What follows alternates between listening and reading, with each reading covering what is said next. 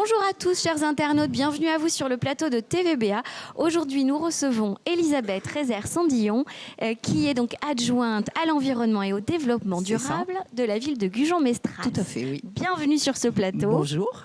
Et merci d'être venu nous parler donc de la Journée verte, Oui. la 19e édition qui va avoir lieu samedi à la Maison des associations de Gujan.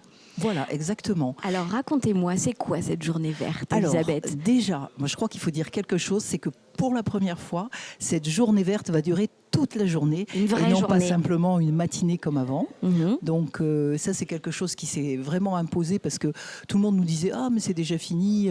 Et même quand il pleut, les gens sont là, ont envie que ça dure plus longtemps, envie de rester. Peut-être aussi parce qu'il y a beaucoup de choses à voir, donc prendre plus le temps.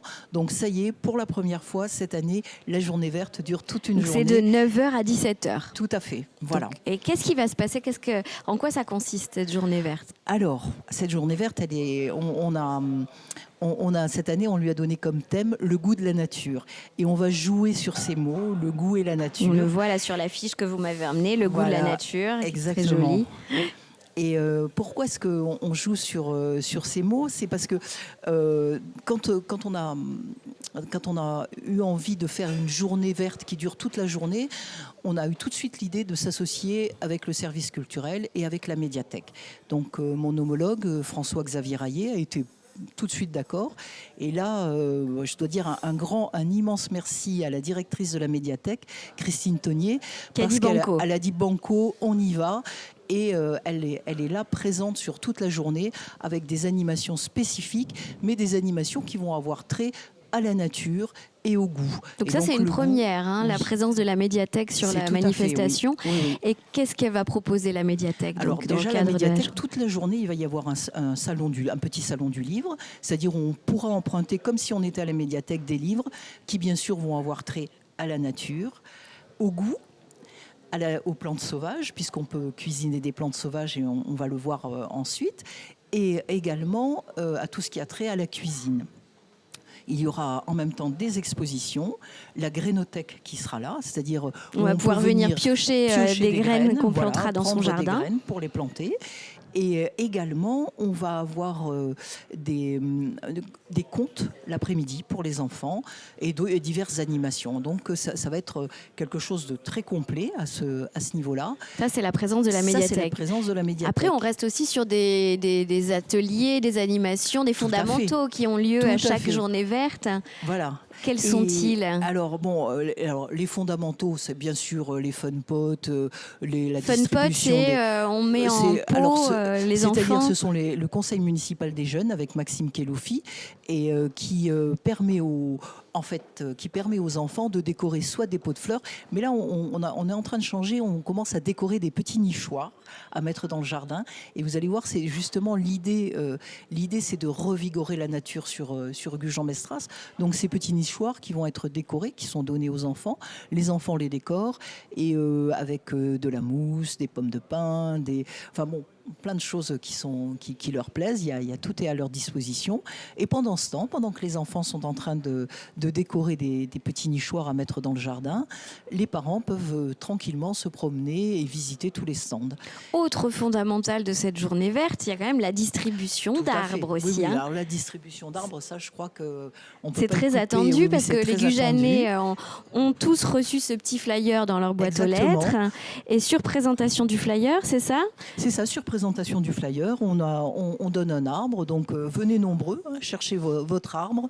Quel type d'arbre ? Alors, il y a des arbres fruitiers, alors des grands, des styles cerisier, pommier, abricotier, prunier. Il y a également des plus petits, parce que tout le monde n'a pas un immense grand jardin. Et peut-être qu'aussi les jardins commencent à être pleins. Donc on a des fraisiers, framboisiers, groseilliers. Et pour ceux qui n'ont qu'un balcon, mais qui ont aussi envie peut-être d'attirer attirer des petits insectes pollinisateurs sur leur balcon. On va avoir des plantes aromatiques qui vont parfumer et puis faire de microscopiques fleurs qui vont attirer les insectes. Qu'est-ce qu'il y a d'autre encore et pourquoi il faut venir à cette journée verte alors hein? Justement, quand on parle le goût de la nature, donc quand même Gujan est en train de mettre en place un système de gestion de toute la nature en ville qui va être une gestion sans pesticides et donc qui sont interdits désormais. En tout cas, l'usage est interdit par les collectivités, pas par les agriculteurs encore, mais et l'usage va en être interdit dans les jardins aussi. Donc dans les jardins particuliers, la ville est déjà en zéro pesticide, mais on va expliquer ça. Expliquer cette démarche. Pourquoi on va expliquer cette démarche. Donc l'idée, c'est bien sûr que vous verrez, on a une exposition sur la gestion différenciée. Comment on va gérer? C'est-à-dire qu'on est en train de dire aux gens, mais vous voyez maintenant, on ne va plus étendre de pesticides sur les trottoirs. Vous allez mieux vous porter, vos chiens vont mieux se porter parce qu'à force de renifler ce pesticide, ils tombent malades. Tout le monde va mieux se porter, le bassin va mieux se porter parce que quand les eaux vont ruisseler, elles ne vont pas amener tous ces... Être chargées de pesticides. Ces désherbants, tous ces pesticides. Donc il y aura la possibilité de s'instruire. Voilà, on va le comprendre et aussi on va dire, mais peut-être vous allez devoir accepter de changer que quelques herbes folles soient sur les trottoirs sans que ce soit choquant. Et c'est toute cette démarche qu'on est en train d'expliquer. Alors pour ça, on continue à distribuer ce qu'on appelle les petites graines de trottoir. Alors les petites graines de trottoir sont des graines... En quelques mots, car on n'a malheureusement plus beaucoup de temps. Excusez-moi. Mais c'est qu'il y a plein de choses à dire. Oui, en fait, c'est vrai. On le voit sur le flyer. Voilà. Il y a énormément de choses à découvrir, notamment la permaculture, parce que vous avez mis en place un jardin. Donc on va à l'arrière de la maison des associations. Aussi aux gens à cultiver sans employer de pesticides ou d'engrais chimiques et avoir de belles récoltes et un beau jardin. Et puis aussi plein de rencontres avec des passionnés de la nature. Avec des passionnés. Et on va même apprendre et on va pouvoir goûter ce qu'on appelle la cuisine de Laurence Dessimoulis, qui va nous proposer plein de petits plats à goûter qui sont faits avec des herbes sauvages, des plantes comestibles sauvages. Voilà. Bon, plein de choses à picorer, à déguster, à découvrir lors de cette 19e édition de la Journée verte à Gujan. À Gujan. Juste quand même un dernier petit mot pour remercier énormément tout le service développement durable et le service environnement développement durable, puisque maintenant c'est un seul service et son directeur qui est Patrick Ségura, sans qui cette journée ne pourrait pas avoir lieu, tellement il se démène pour qu'elle soit vraiment belle et bien. C'est dit. Et vraiment, j'invite tout le monde à venir ce jour-là à Gujan. Bon, rendez-vous samedi. Merci Elisabeth et à bientôt sur le plateau de TVBA. Invité.